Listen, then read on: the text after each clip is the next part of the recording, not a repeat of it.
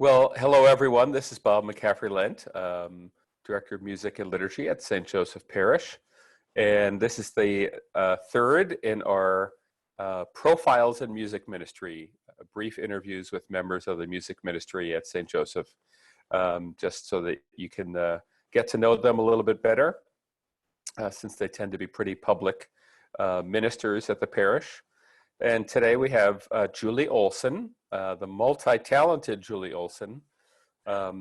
Julie began as a cantor at St. Joseph in 2003, but in addition, has designed and painted most of the beautiful banners that adorn the worship space at St. Joe's throughout the year, including the gorgeous gold ones that are up now that you can see on the videos of the Mass on either side of the back wall. So Julie brings a lot, and I'm just delighted to welcome you today, Julie. Thanks so much for taking the time. Certainly. All right. And, the question is just simply to tell us a little bit about yourself and how you came to fall in love with music, and in your case, art and theater and all of the other things that have led to you having this abundance of gifts that you've shared so generously with St. Joseph and other places along through the years. Where did this all begin for you? Well, I always blame Julie Andrews for my love of music.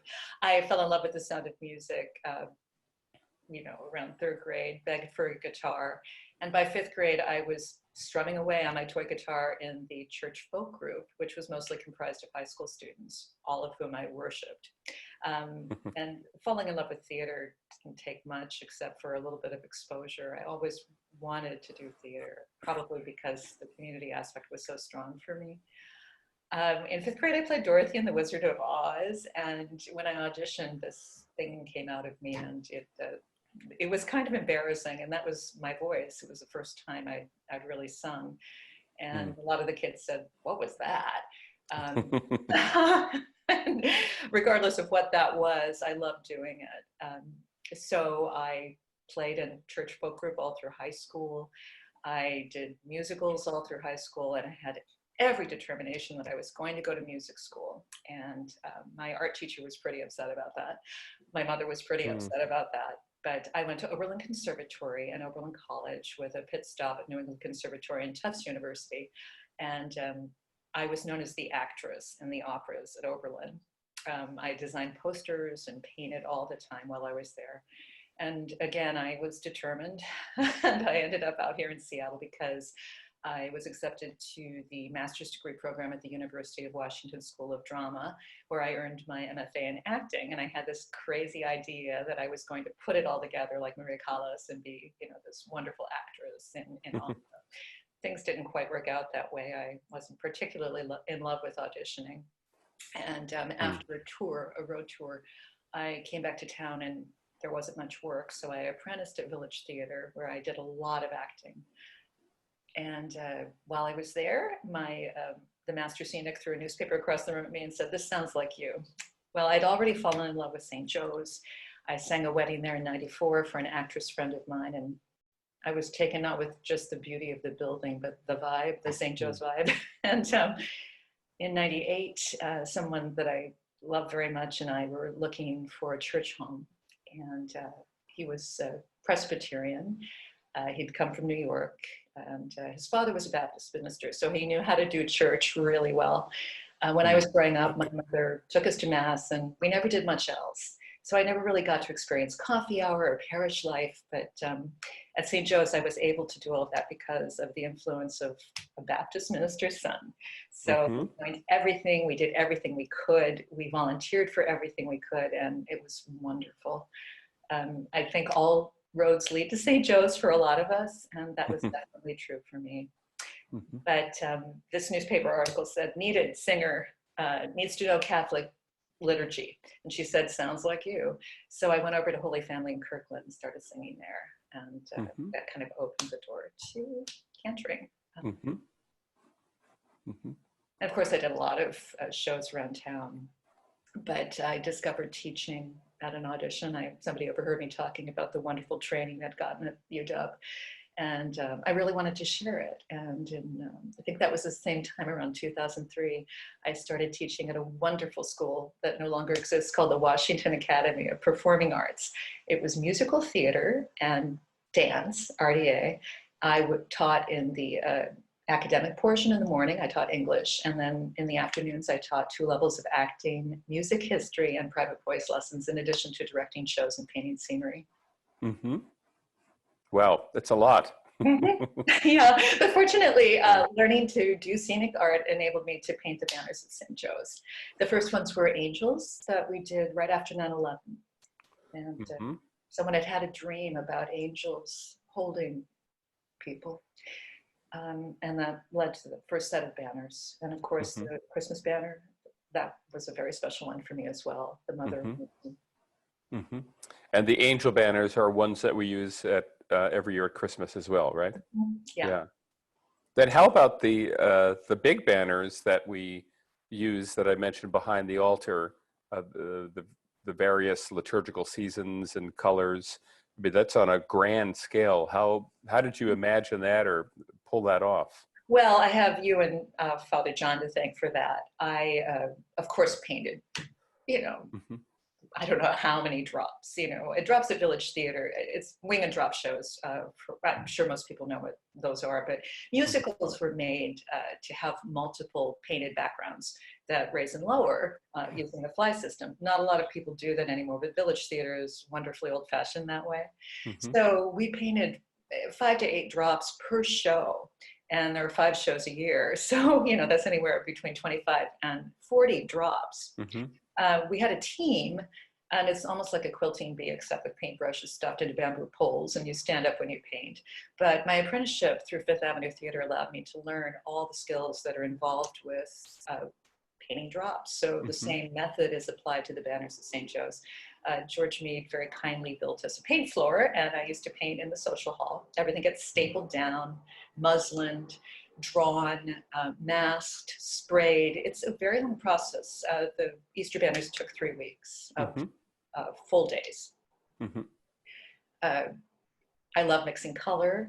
I thought of myself as a big copy machine. So when you and Father John asked me to actually design the drops, that was a huge transition for me. And it made me feel like an artist. Something that I hadn't trained to do necessarily. I never thought of myself as a designer. So I'm really grateful for that. Oh, there's such an incredible gift to the community. Thank you. It's an honor and a privilege to be able to do the painting.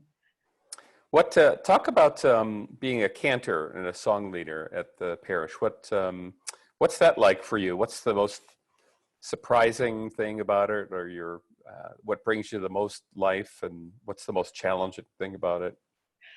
The connection with the community and the prayer life is huge for me. I can't tell you how much that means. It means so much to me when people talk to me about what the music meant to them.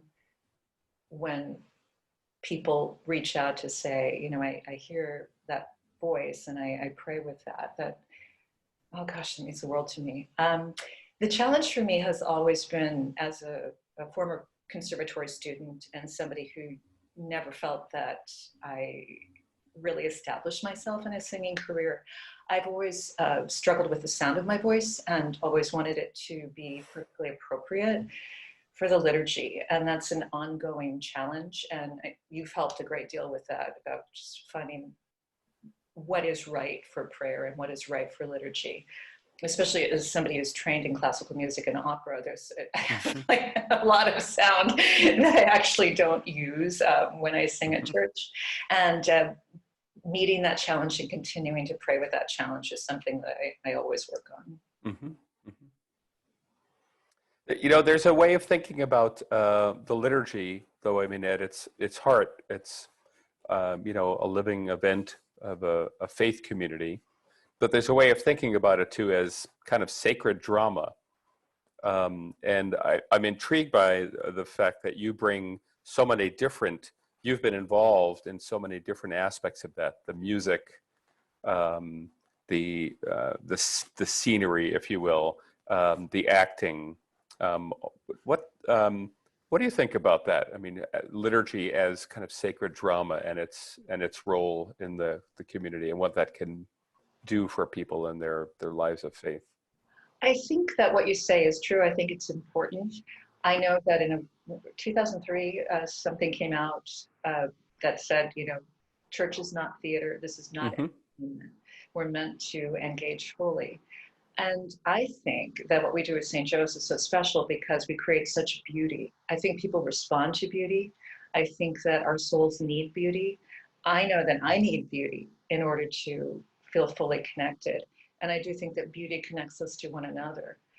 Sometimes I think that people are afraid to embrace the theatrical aspects of liturgy. And when I was reading about Holy Week in the New York Times, they said something about this most theatrical of churches. The Catholic Church is unable Hmm. to worship as we're accustomed. And that really resonated with me because I think it's true. But I do think that it's not wrong to create beauty in liturgy. And I think we need to give our most excellent and best selves every time we raise our voices, every time we look at environment, every time we think about what it means to gather, because we show so much appreciation to God for the gifts we've been given when we do that. Hmm. Yeah. Well, and it's such an interesting time currently with the COVID crisis and not being able to be together. And I think about how fortunate parishioners at St. Joseph are that we have a beautiful space to do the liturgy, even though we're just doing it with a priest, a deacon, a reader, a couple of musicians, and a camera person. Mm-hmm. The impact of it still is it's quite beautiful. Um, and I thank you for your role in that, even though you're not there with us every week.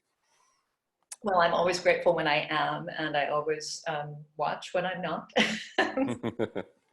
Thank you. Well, thank you so much, Julie, for everything that you share, not just with the St. Joseph community, but just with the world, all the gifts and for taking the time to be with us today. My pleasure, and thank you. Thank you.